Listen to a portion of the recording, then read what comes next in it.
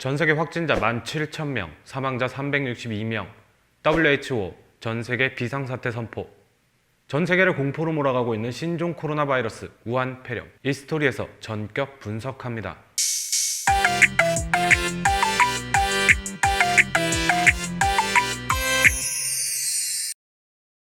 전세계로 우한 폐렴이 확산되면서 그 진원지를 찾는 추측들이 난무하고 있습니다. 박쥐탕을 먹는 중국인들 때문이다. 중국에서 계획된 국제 범죄이다. 생화학 무기의 유출이다. 하지만 그렇다고 해서 명확하게 답이 나온 것은 아닙니다. 다만 WHO에서 이전 사례를 분석해보면 사스는 박쥐에서 사양고양이로, 메르스는 박쥐에서 낙타로 감염이 진행된 것을 알 수 있습니다.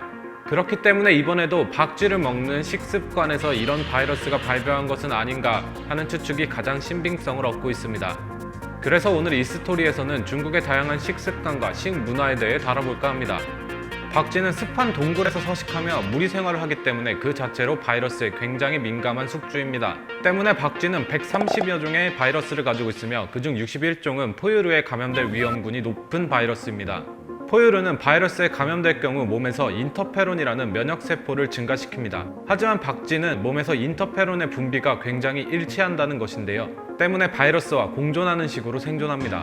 박쥐를 먹는다는 것은 130여 종의 바이러스와 공존하는 숙주를 취식한다는 것과 같습니다. 하지만 박쥐에서 직접적으로 인간에게 바이러스가 유포된 사례는 많지 않습니다. 대신에 바이러스가 다른 동물을 통해 인간에게 전염된 사례가 굉장히 많이 발견되고 있는데요. 앞서 말한 바와 같이 사양고양이와 낙타의 사례입니다. 지금 사진으로 보여드리는 자료는 중국 화난시장에서 판매되는 야생동물의 메뉴판입니다. 야생동물을 의미하는 야미라는 말이 적혀있죠. 정확히 중국어를 읽을 수는 없지만 대략 눈에 보이는 종류만 해도 산여우, 악어, 새끼늑대, 큰도마뱀, 뱀, 쥐, 공작새, 호저, 멧돼지, 오소리, 낙타, 박쥐 등이 나열되어 있습니다. 가공되고 냉동된 고기보다 즉석에서 도축한 고기를 더욱 선호하는 중국인들의 식습관 때문에 현장 도축, 당신의 집까지 배달과 같은 문구가 선전되는 것입니다. 이러한 문구의 광고를 실현시키기 위해서는 야생동물을 보관하는 보관장이 필요합니다. 하지만 가뜩이나 위생상의 문제를 가진 중국에서 일개 수산시장이 위생적인 도축장을 가지고 있을 리는 만무합니다. 단순히 우리의 과도 동물을 보관하는 행위는 각 동물들의 바이러스의 전염을 촉진시키며 이로 인해 바이러스의 보고를 만드는 꼴입니다. 그렇다면 중국이 이러한 박쥐를 먹는 이유는 무엇일까요?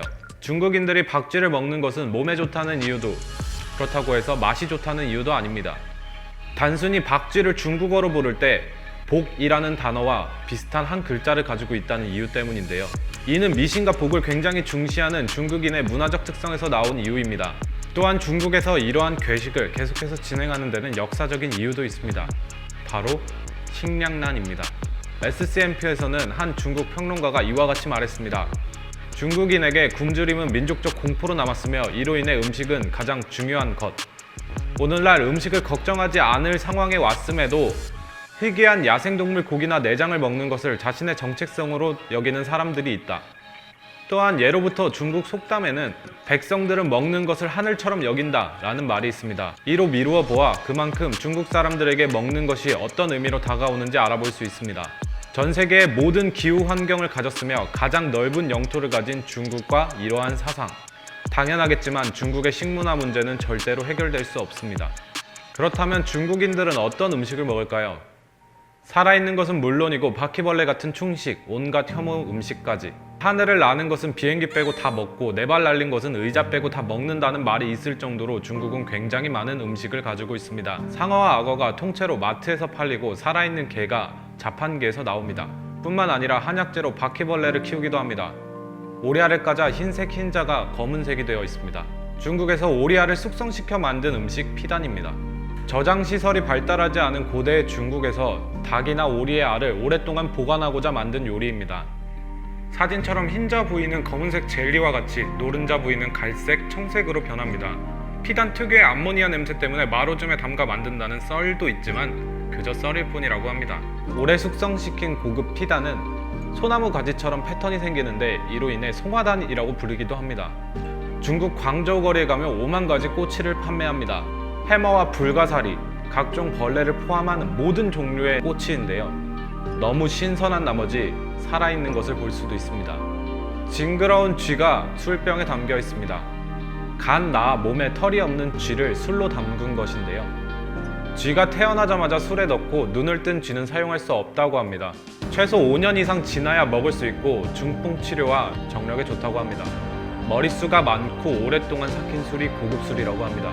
출산 직전에 어미양을 구워 숯불에 굽습니다. 그리고 배를 갈라 새끼양을 꺼냅니다. 그리고 그 새끼양을 먹습니다. 통통한 거위를 골라 항문에 구멍을 내고 창자를 길게 뽑습니다. 그리고 그 창자를 먹습니다. 살아있는 새우를 술에 집어넣습니다. 새우는 술에 넣자마자 죽습니다. 당나귀를 죽이지 않고 산채로 살을 도려내어 먹습니다. 음식을 먹는 내내 당나귀가 끔찍한 비명을 지른다고 합니다. 원숭이를 산채로 잡아 머리 뚜껑을 엽니다. 그리고 그 뇌를 먹습니다. 그 밖에도 수없이 많은 음식들이 중국 내에서 고급 요리로 분류되고 있습니다. 과연 이러한 음식을 먹는 중국이 문제일까요? 아니면 이러한 식재료를 취급하는 것을 알면서도 위생상의 검열을 진행하지 않는 중국 정부의 문제일까요? 오늘의 이야기는 중국의 식문화에 대한 이야기였습니다.